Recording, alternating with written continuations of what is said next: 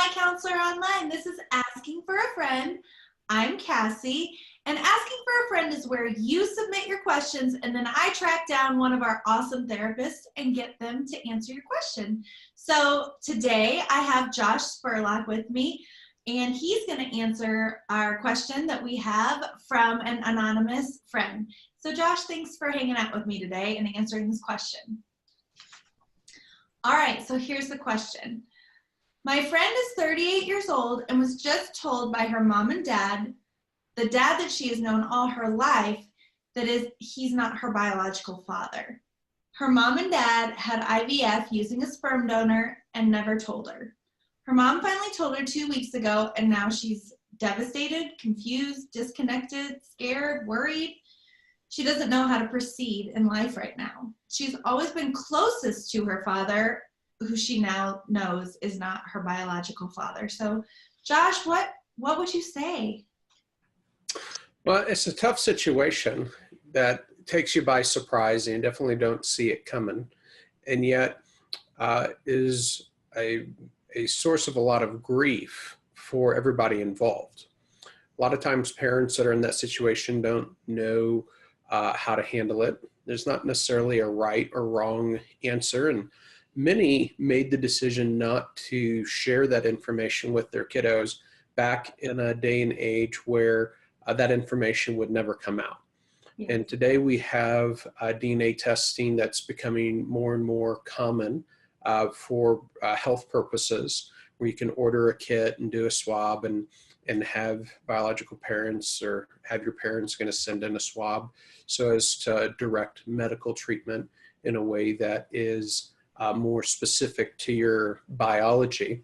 And so increasingly parents who had decided together that they were not going to share the information with their kiddo, that part of their genetic material, some of their biology was not coming from them, and to raise the child just like they would any of their other biological children or a biological child.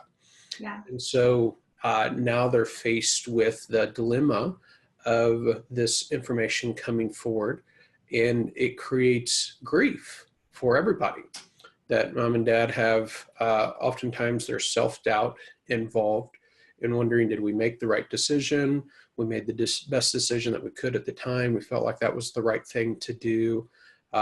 Sometimes there's grief and shame that's on the part of just infertility and the struggle and journey of that. And so what I would encourage folks in this situation is really to have a whole lot of grace for everybody involved. Have grace for yourself as you're going through this, and maybe you're experiencing the news for the first time and coming to reconcile that things that you thought were true are different than you thought them to be, and trying to reconcile what that means for you, what it means for the important relationships in your life. It's really important that you give yourself space to grieve. That big information like this has grief, even if it's good information, even if it's neutral, doesn't really matter whether or not it's positive or negative. The nature of it is such that it rocks our world a little bit and creates some angst and grief. And also for the others that are involved, siblings, parents, to extend them the grace of being able to grieve in the situation as well, and to be able to not allow a situation like this to be cause for breach in relationship.